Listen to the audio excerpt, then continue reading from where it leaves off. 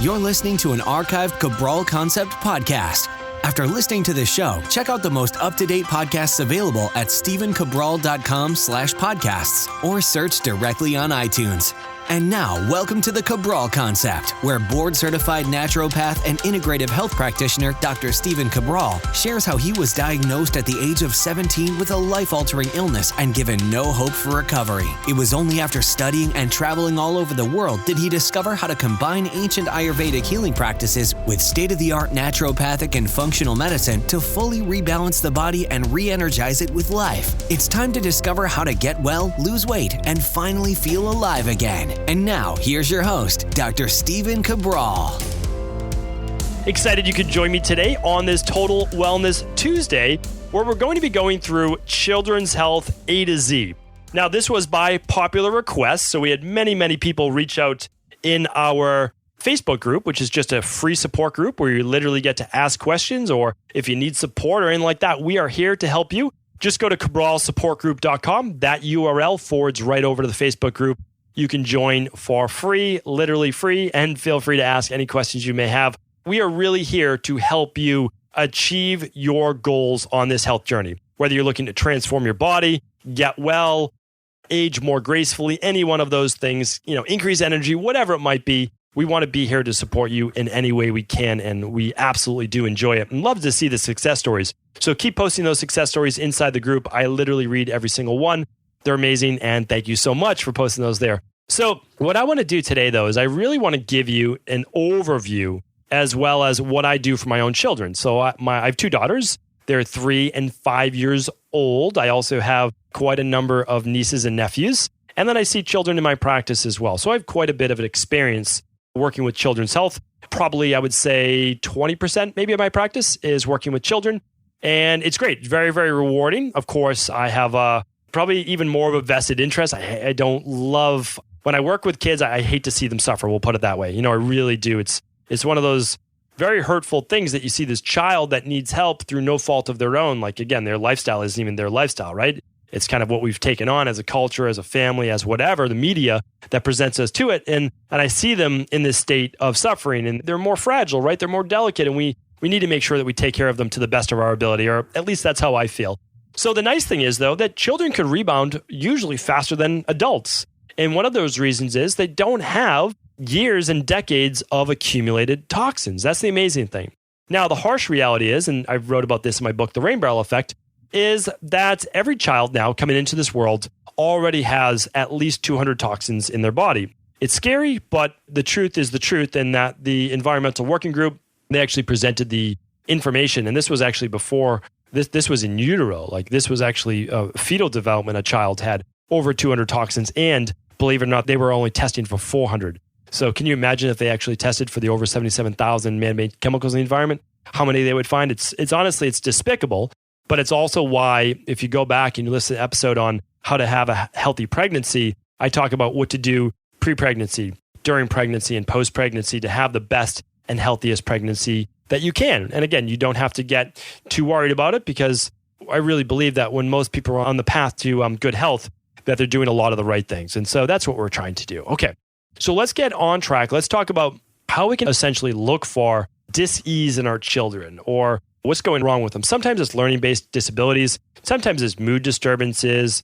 It might be temper tantrums. It might be tics, or it might be something as large as autism or diagnosed ADD, ADHD, maybe allergies or asthma. Or it could be a real dis-ease in a child, such as rheumatoid arthritis or one of those specific things. And today's show is really dedicated to children under 12 years old. We're really not talking about teenagers that we can start to look at as more of adults. Okay, again, it just depends on maturation. It depends on from not a chronological, but biological sense of the child, how developed they are, is when we can begin to look at them as more of an adult, young adult, of course, because we will still want to take into account organ-based development, etc., hormones. So we're really dedicated to younger children on today's show. And for older children, well, it will be a hybrid, of course, whether they're like 13, 14. That would be a hybrid, right? Between, let's say, 16 when we consider them a young adult, or 15 or 16. So think of it that way. What I want you to look at, though, is if your child's suffering from anything, whether it's mood or it's learning, or whether it's health or inflammation or any of those things, I want you to to understand that you can figure out what's going on with your child in one of two ways. So the first way is you can literally open up the Rain Barrel Effect book. And like, let's say you don't even want to read it. Like, I'm okay with that. You can use the book however you want to use it. And what you can do is you can flip to, I'm going to find the page here right now, on page about 139, okay? So all you do, and again, even if you don't want to buy the book, which is totally fine, but and again, when I say buy the book, I want you to know, and because again, I'm going to wholeheartedly promote this going forward. It took me forever to write this book, and the reason is I never want to write another book on how I assess a person and help them get well. And the reason I say that is that there's one book that took me a half a decade to put together, and this is my work on that I will just continue to tell people, hey, this is how we do things, this is how we can help you get well, and also 100% of all profits go to charity. So I feel obviously really good about that because I can donate more, obviously, to charity. But what you can do is I actually said, okay, some people will never read the book. That's okay. So I did a podcast on episode 846 that went through the quiz, okay? So even if you prefer to listen rather than read, although this is just basically a checklist in the book, you can go to stephencabral.com/846. If your child dealing with any of those, and I'll give you just a couple of rundowns. If they're dealing with any head-based issues, which is kind of like cloudy head or migraines or sinus congestion, they might be dealing with, or mucus or allergies, bloodshot eyes, under eye circles. They're dealing with constant or chronic earaches. They're dealing with mouth-based ulcers or, let's say, canker sores. They're dealing with, let's say, swollen tongue or maybe even tonsillitis. Glands are swollen, lymphatic system swollen. They're starting to put on maybe a little bit of weight, and obviously that should not happen with children. They're dealing with any breathing-based issues or shortness of breath, muscle pain, or they're complaining of joint pain or itchiness of the skin, and sleep-based issues, any type of insomnia, energy issues, especially in kids, are issues. What about digestion going on with bloating or any abdominal pain? So, emotional issues. So any of these things, again, you can get the full list on either 846 or in the book. You want to do an assessment, like what's going on with my child? And if you're assessing that they're kind of there's chronic-based conditions, well, we're looking now at something underlying, right? Some underlying root cause that's imbalanced.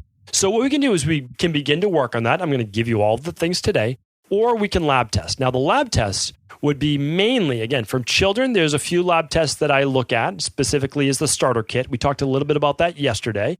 The starter kit is the organic acids test. It looks at all their gut, it looks at their candida overgrowth, if any. It looks at mitochondrial function, which is energy.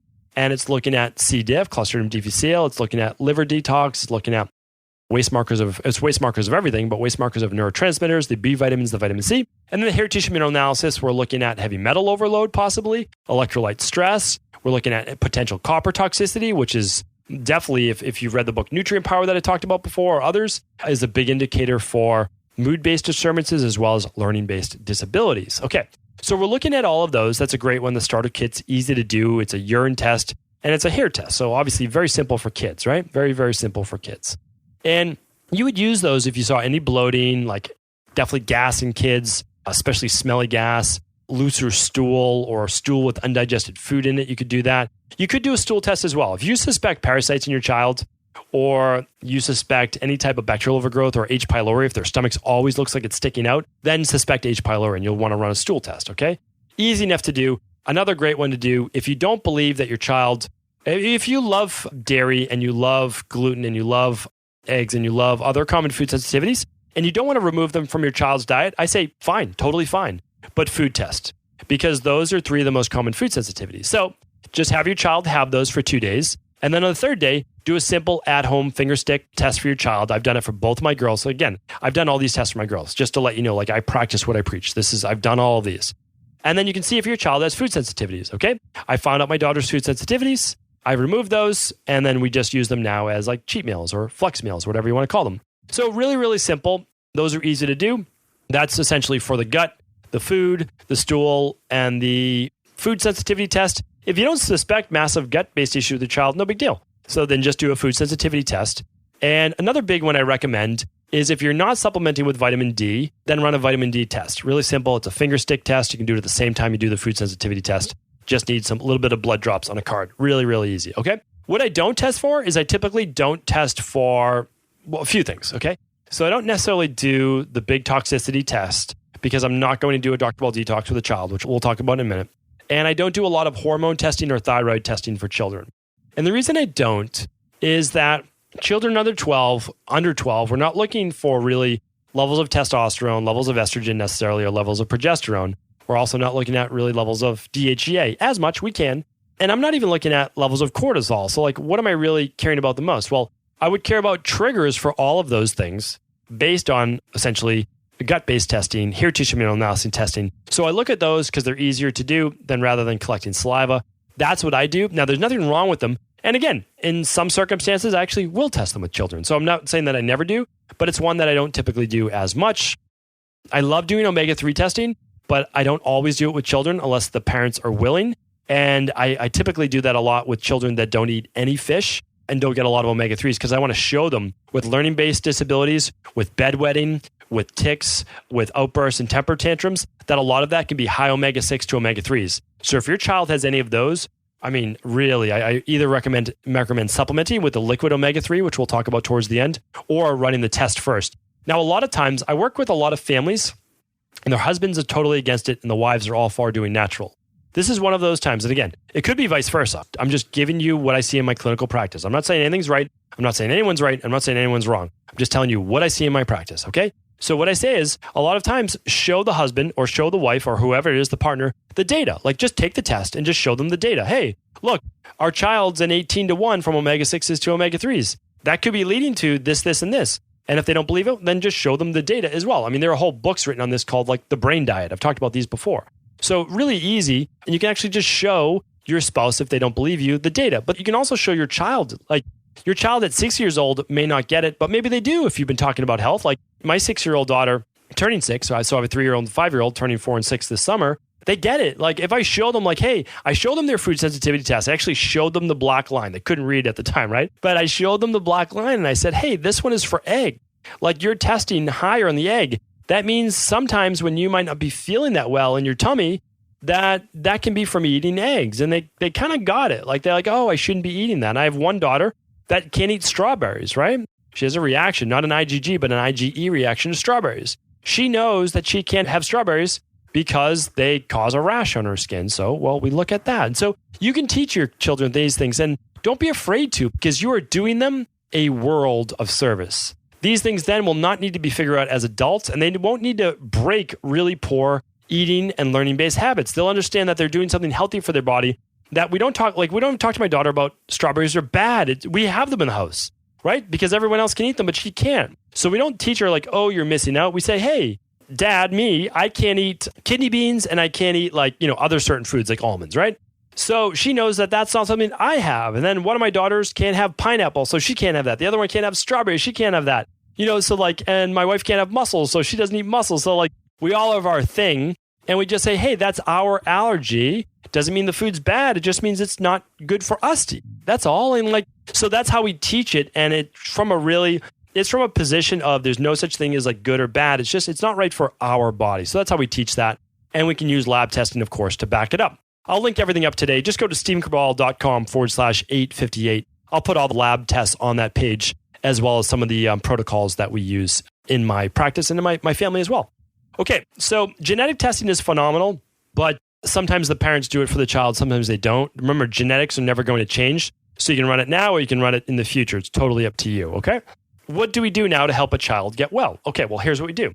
If we find that they have just a lot of toxicity in general, their body's just kind of inflamed, overwhelmed, we do not do the Dr. Ball detox, okay? You do not use the Dr. Ball detox if you have any liver or kidney-based issues, if you're pregnant or nursing, or for children. And the reason we don't do that is we can't overwhelm the body. And remember, the Dr. Ball detox is a functional medicine detox. It's not a cleanse. It's a functional medicine detox, which means it's working on the liver detoxification, which means basically it's a fancy way of saying it helps your liver clean your blood at a much faster rate, which helps your body get healthier at a much faster rate. That's the bottom line. It helps to empty the rain barrel at such a significantly faster rate that it most likely would never take place or would take place over a year or years if you did not do the Dr. Ball detox, especially the 21-day detox. It makes such a huge difference, right? So, but we don't do that with children. So one is their liver's not nearly adapted and ready to go through that type of functional medicine detox, okay? But the nice thing is we can simply do a daily smoothie, and a daily smoothie is going to have things that are naturally going to help to cleanse, right? Clean the blood at a faster rate. And we can also do things that are going to help with specific things we found. So let's say a child had candida overgrowth or bacterial overgrowth. Well, we have a children's candida and bacterial overgrowth protocol that I will link up that works fantastically well. You'll ease into it because you don't know how your child will react. You just ease into it, right? We have a parasite protocol that will not be done at the adult dosage, but it can be done at a quarter to a half of a dosage for children. How do you know how much to use for the parasite protocol or the heavy metal protocol? Well, typically a protocol is based on a 150-pound adult. So if you have a 50-pound child, you're going to use about a third of the dosage, no more. Really, really easy to do, really simple. If you have a child that's only 30 pounds, typically we're not recommending too much for protocols if they're under 30 pounds because they still have to develop a little bit more. But you'll do about a quarter of the dosage, 25%, okay? The CBO protocol, you'll ease into that, but that's at a higher dosage well. So really straightforward. All of those come with instructions. I'm not going to go through it. Obviously, the parasite protocol, you know what that means. If your child has a parasite, you do the parasite protocol. If they have candida or bacterial overgrowth, they do the candida and bacterial overgrowth protocol. If they have heavy metals, well, they're going to do the heavy metal protocol only if their levels are high. If their levels are low to moderate, we're simply going to do a daily detox, like a smoothie with some greens in it, to naturally chelate those from the body. I would always prefer to use food in smoothies if we can, but of course, we can't pretend something's not there if it is there, right? If we found high levels of heavy metals, and that's triggering more autistic-based tendencies or outbursts or tics or inflammation or allergies or anything, well, we need to work on that, right? We need to work on that for the good of your child. All right, so those things are going to help your child to recover obviously much faster. And then, of course, we want to eliminate their food triggers. So I did a whole test on how to eliminate food sensitivities, and you'll want to go back and listen to that before. Let me see if this is it right here. 809, episode 809 will help. I mean, I've done so many shows on food sensitivities, but if you go to episode 809, stephencabral.com/809, you can check out how to eliminate those food sensitivity reactions. So if your child's allergic to something and it's an IgG perspective, a lot of these things, once they fix the gut, can be added back in. So, or at least once a week, right? So your child never has to kind of go without it, or they can go to a party like my kids go to, like we actually just went to 2 days ago, and they can have something like a piece of cake or something like that, right? It's things that we're not going to have all the time, but if they have it, that's not going to be a huge reaction, even if there is some dairy in it, that which they, aren't supposed to have, those types of things, okay? So it depends. Like, it just depends on what you're looking for from perspective, but we go through the elimination of 6 weeks, 12 weeks, or 6 months, depending on the severity of the food sensitivity reaction. And again, it's a simple at-home test where you just use a finger stick test. One of the best tests out there, honestly. It's just a great test to kind of prove to yourself if your child has a delayed response. This is only for delayed response. Delayed response of dairy, gluten, eggs. It's 94 healthy foods, okay? Really, really simple to look at. Now, so the next thing is, what if they get sick? So people wanted me to give recommendations for what I do for my children or in my practice for a child gets sick. Here's what I do. This has been tweaked over the years, right? It's been tweaked for the last 5 to 6 years. 6 years, we'll say. This is what I do. I use 1 teaspoon. So now, again, if your child's small, like let's just say they're 1 year old to 2 years old, you're going to probably do half the dosage of this, okay? And again, I can't give medical recommendations, nor am I, over a podcast. My children, once they got to about around 30 pounds and over, this is the dosage that I use. 1 teaspoon of Natrodex, 1 teaspoon of a product called Sambucol Immune. It's the one with the vitamin C and zinc. I'm going to link it up, okay? And Child Life Vitamin C, okay? We do 1 teaspoon of Natrodex, 1 teaspoon of Sambucol Immune, the yellow box, and 1 teaspoon or a half to 1 teaspoon of the vitamin C, okay? I also do 800 IU of vitamin D. Now, what does this do? Well, it's a broad spectrum antimicrobial and antibacterial. It's basically natural antibiotics, okay? It's not an antibiotic. I'm not claiming it to be amoxicillin. I'm not claiming it to be zithromycin, erythromycin, any of those mycins, right? I'm not claiming that, okay? What I do is I use natural-based protocols in my family, all right? They've been proven to work. You have to do what you feel is best for your family. So when my daughter was 3 years old and my younger one was only 1 year old, the youngest one would get half the dosage, a half a teaspoon of Natrox, a half a teaspoon of the immune, the Sambucol, and just a little dosage, half a teaspoon, at the most, of the vitamin C, and she would get 400 to 800 of the vitamin D. And I would sometimes raise the vitamin D when they're sick and then lower it again when they're not sick. Okay, now, of course, if you have multiple children, you know that they kind of all get sick at once or they get sick a couple days later. So usually when one of my children begins to get sick, the other just gets the medicine as well. These are all natural, remember.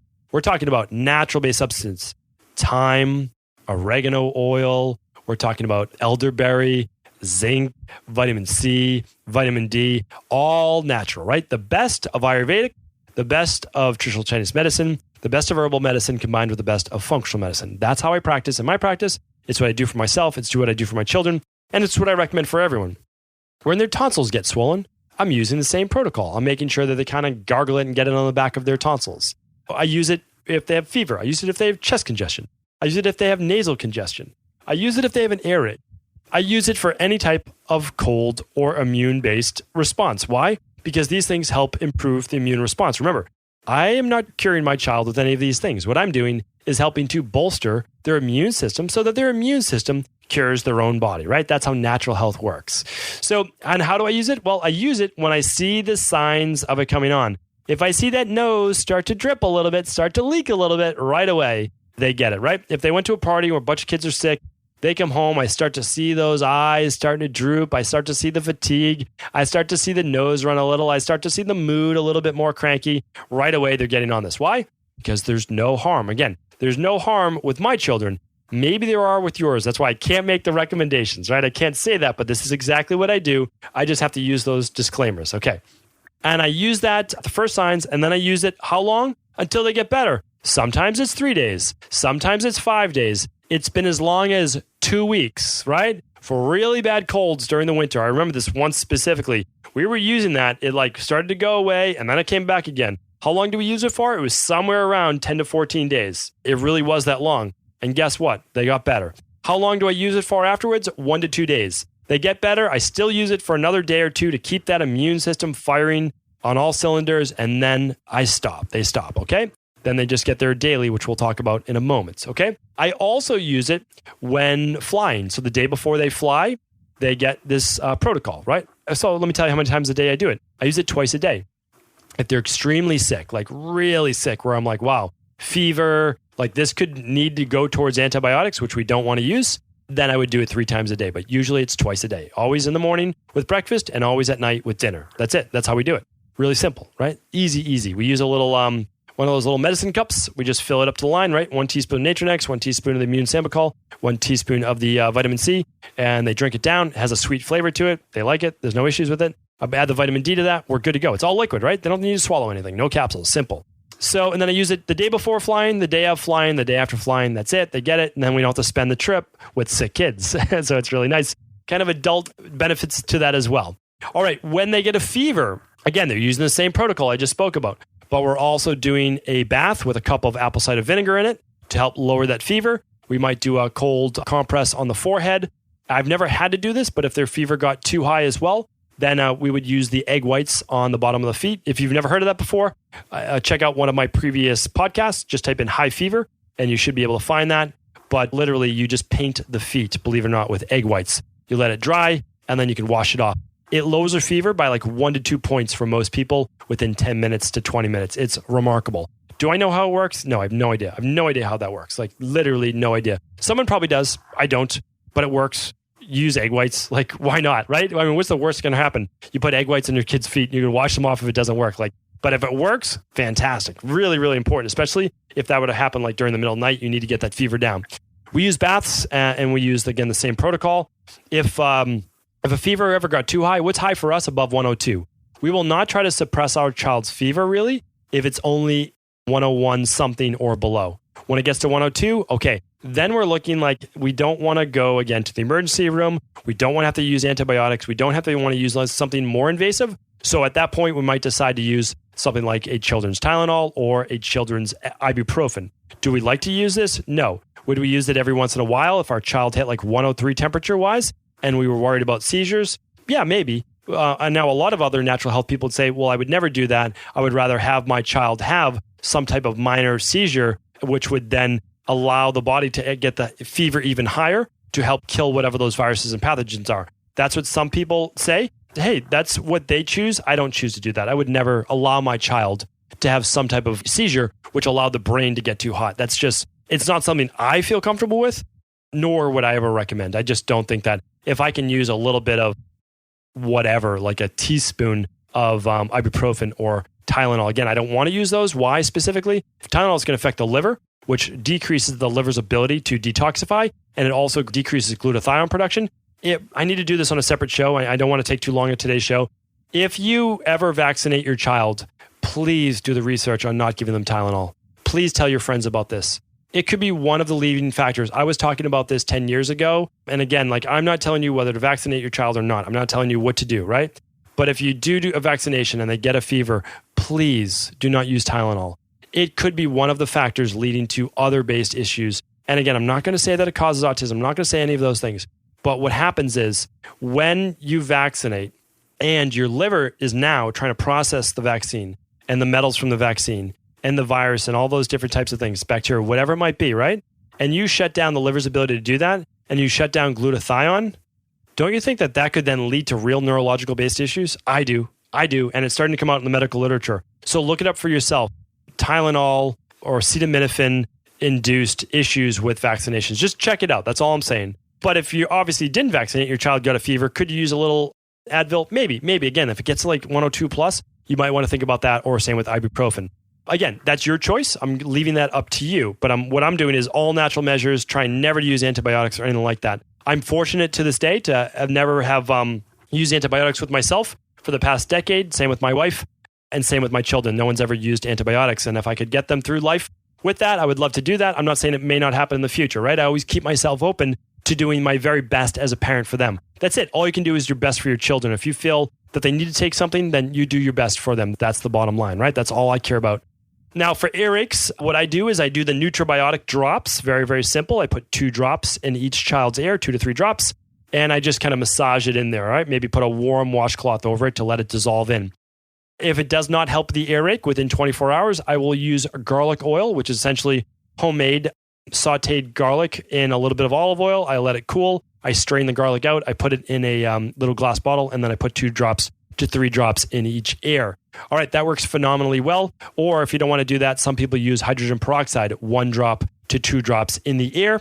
And again, if you choose to do that, that's your prerogative as well. So that works phenomenally well. They're natural antibacterials. They help kill the bacteria in the air. Hydrogen peroxide actually helps dry up the air if there's a lot of fluid or water in there. Again, your choice. For tonsils, I do the previous protocol I talked about before. Make sure that you spray it or have them gargle a little bit with them on the back of their tonsils. For that, there's also natural tonsil-based sprays that you can look up, okay? I know that most kids won't do this, but cayenne pepper to get it on those back of those tonsils will really help to kill that bacteria. Echinacea, elderberry, those help as well. So for sinus congestion, chest congestion, I do the same, but we do a steam bath for the kids. Close the door, get that steam going. We have a nice bath filter. You can look up at stephencabral.com/podcast. Just type in bath filter and you will see the bath filter we use to filter chlorine out of the water. And the last thing we do is we rub menthol oil. We use Banyan Botanicals. They're menthol to rub on our kids' chest. You can use that. That works great. And then we get them to blow their nose. You know how hard that is with kids, especially trying to teach like a 1 and 2 year old how to blow their nose when they just blow through their mouth. Absolutely hilarious. Obviously, if you're a parent, you know what I'm talking about. That's not blowing your nose. That's making a noise, but not blowing your nose. So we get them to just keep blowing it out. We put a box of Kleenex in each of their beds. They have a plastic bag on the floor. They know just keep blowing that nose as they need to. Get it out of the body. Don't suck it in to the airs. Get that out of your body. So that's what we do. And then to keep our kids healthy when other kids are getting sick, we use the daily nutritional support shake. Of course, we use that, right? That's a multivitamin. It's a mineral. It's what I do. But they just use a half of a scoop. That's it. When my kids hit 50 pounds, then they will use a half to 1 scoop. A half to 1 scoop. Once they get to 75 pounds, they'll use 1 scoop of the daily nutritional support. 2 scoops is the adult dosage. I use 1 tablespoon myself of the daily fruit and vegetable blend. They use 1 teaspoon, 1/3 of the dose. Really simple. And what I do is I just basically mix it all together for them. And then I mask it with all of their favorite blueberries and fruits and all that good stuff to make it taste delicious for them. We sometimes make a acai bowl or smoothie bowl for them instead, or we make a dragon fruit bowl, which is bright pink. My girls love that. So they'll do that with a little bit of gluten-free granola on top, and they'll eat that for breakfast. So, and then almost daily, or at least when we choose to do it, we'll use the omega-3 liquid, and we'll do a real small dosage, like a half a teaspoon. They won't even notice it's there to get their omega-3s up. And we use vitamin D every day, except during the summer, where they are getting lots and lots of vitamin D when we have them in the sun at least 3 or 4 days a week. So really simple. Again, like I don't use a lot of supplements with kids. I just use the natural multi with the daily nutritional support. Again, it's a smoothie. We do a smoothie. We're big, obviously, smoothie believers. So our girls get more fruit and veggies. The daily fruit and vegetable blend is 22 organic fruit and veggies. We use the omega-3, a little bit of omega-3 in there because they may not be eating a lot of fish or certainly not eating a lot of algae. So that's that. And then the vitamin D, of course, because we live in New England, right? So you don't get a lot of vitamin D except for June through maybe early October in New England. So hopefully today's show was helpful. I try to just give you from every angle what we do, what I use in my practice, how we help kids with severe base issues by doing lab testing, by finding their food sensitivities, by then when they're sick, and then what we do with all the different types of sickness, and then for daily maintenance. So that's basically it. Hopefully that was helpful. If you want to see more shows like this on specific topics in the future, just let me know. That's what the Cabral concept is all about. We're a teaching-based show, education first. Again, if this show was helpful, please do feel free to pass it along to anyone it may serve. I want to sincerely thank you for your support of this podcast. I couldn't do it without you, and I mean that. I truly do. I also want to make sure you knew that we now have multiple ways for you to find your answers to the most difficult health, wellness, weight loss, and anti-aging questions. You can find podcast-specific topics like thyroid, adrenal, hormones, sleep, digestion, Ayurveda, and many more at stevencabral.com/podcasts that will then link you to your favorite Apple, Spotify, and other podcast players. Plus, all new podcasts and weekly exclusive video content is being added to our YouTube channel at youtube.com/Stephen Cabral. And that's Stephen with a PH. Head on over and subscribe so that you don't miss any of the exclusive content. Lastly, if you've ever found any of my podcasts or books to be helpful, I would really appreciate it if you could leave a review on iTunes or your favorite media player for the podcast. Rating and subscribing to the YouTube and podcast allow me to reach more and more people and help spread my mission of healing throughout the world. Thank you again for being a part of this movement.